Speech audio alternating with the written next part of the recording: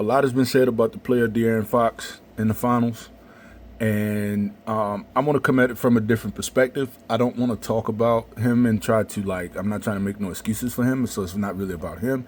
It's more about for players, that's playing high school. I don't know care what level you're playing at. This information I'm gonna give can help anybody that's hooping at any time. One thing that I focus on a lot as a coach is what's happening off the ball, right? Most people focus here and they concentrate on what's happening with the basketball. But a lot of times when errors are made and mistakes happen with the man with the ball, there's multiple things that are taking place outside of that, including along this sideline, that contribute, and they never get looked at. And I'm not really here for the fan. I don't really care. Most fans probably will hear this or see this and, get in the comments and try to fry me for the things I'm saying. And, oh, you glazing, or you just making excuses for D Fox. He played bad. But no, I want to take a look at this thing, right? So here's the first play I want to take a look at. So we started right here. Wemby and D Fox get into a pick and roll. Wemby is going to pop, which he typically does most of the time when I see him play. He pops a lot because he wants to shoot the jump shot.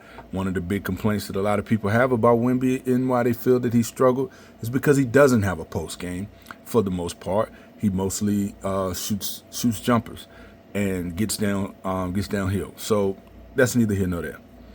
So he pops, which isn't a bad decision in right here because Cat is kind of in like a drop coverage here on this pick and roll, which is protecting the drive or the dive. Okay, so D Fox loses the handle. It gets deflected. He runs, picks it up. All right, so now 7 seconds on the clock. Look at where Wemby is right now. Okay, so it's fine. It's understandable because let's go back. Once the ball gets deflected away, he starts to move into this empty area of the floor to make himself available in case Fox needs to kick the ball up to him. But he doesn't. And once he doesn't, he stands.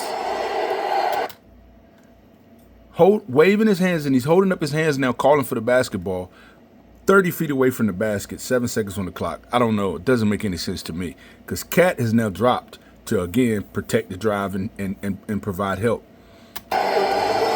So, D Fox, 6 seconds is a little early. He possibly could have tried another something, but what were his other options? Okay? Everybody's just standing around. He takes the shot, misses the shot. Cool. So, this is important because the next play I'm going to show you ties into the next turnover that D Fox has, and this is what I mean by off ball and decision making, and things could contribute to a lot of things contribute to turnovers and mistakes happening on the court. So we're gonna skip ahead. So here we go again. D Fox has the ball.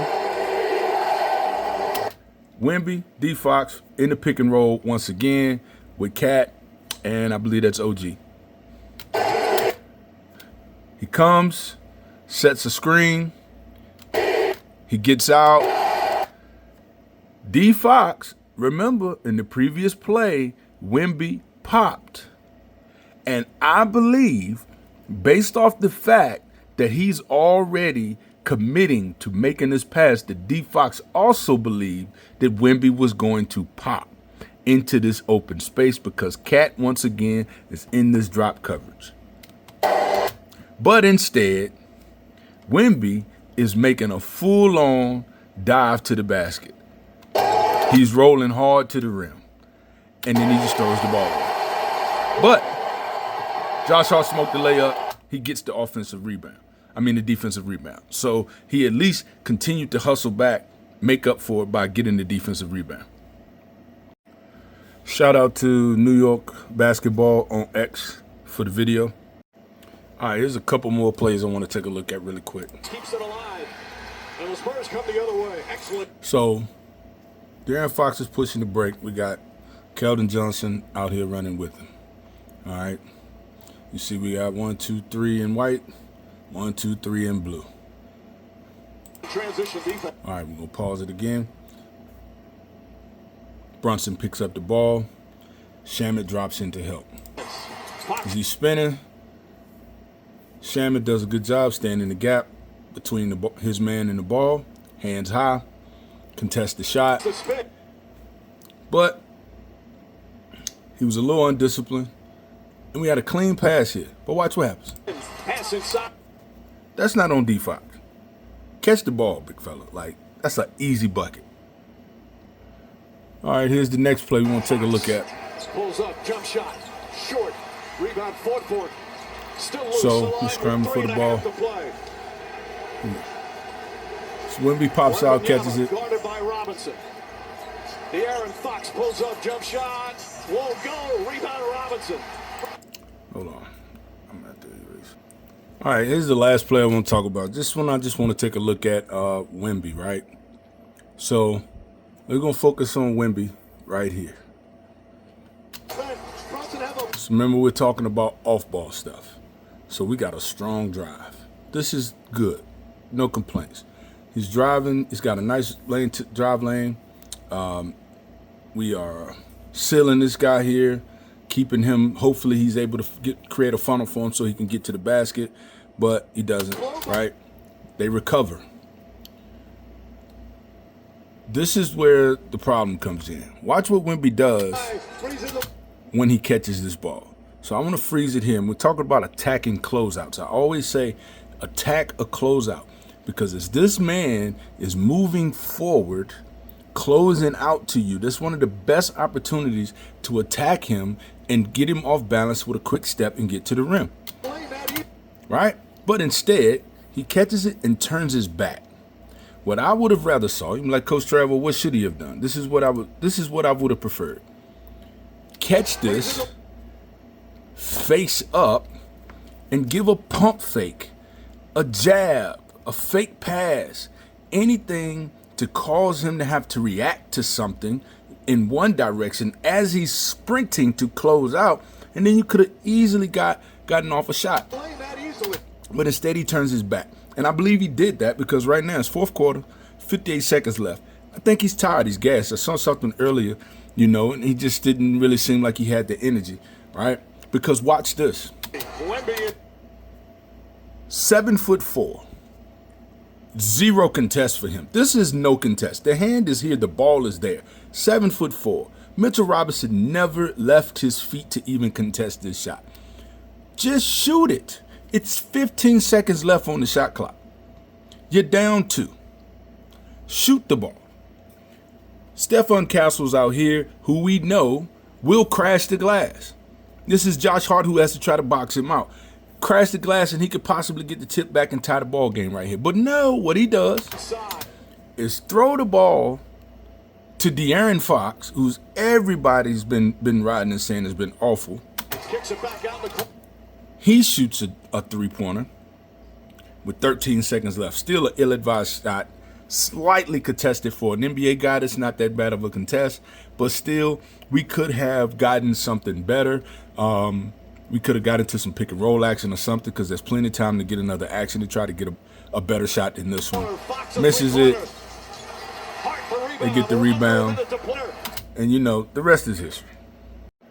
Okay, I want to take a look at this play one more time, too, because it's something I forgot to mention. All right. Actually, let me mute this. So, as Vic comes out of the screen. Go back. As he comes out of the screen. Watch his head and eyes. Again, we're talking about off ball. Okay? We're not talking about guard play, even though I discussed it. But there's a symbiotic relationship that's happening, so that's why I mentioned some of the guard play stuff. But watch Wemby's eyes. His back is to the ball. Back of head to the ball. He has no idea what a basketball is. Young guys, please hear me. See the ball at all times. Always know where the basketball is, especially if you are involved in a pick and roll. When you are coming out of the screen as the big, and when you set the screen and you are releasing out of the screen, you're rolling out of the screen, or you're popping out of the screen, you need to know where the ball is, and you need to know where your defender is, because that's how you determine what you're doing. And he's also making the same reads, and he's making decisions based off the reads and the information he's getting, and based off the info he got, plus the fact that he typically pops. He's made a decision that he is completely unaware of. Turnover goes to the guard, but I blame bigs for that. As a big man myself, I played the 5. I'm only 6'5", but I played the 5 in high school. And I'm telling you, if I was this guy, if I was Wemby, I'm talking to my point guard and I'm apologizing and I'm saying, my bad, bro. My bad. I left you out there. Now, I think this pass ends up getting deflected, but I think it only gets deflected because De'Aaron Fox is realizing, crap, Wemby doesn't even see the ball, and he's trying to alter whatever he was, planning to do. And so the ball ends up getting deflected. Well, I don't even think that got deflected, honestly. It looked like he just threw it away. So, anyway, like I said, man, lock in, dog. Let's get ahead.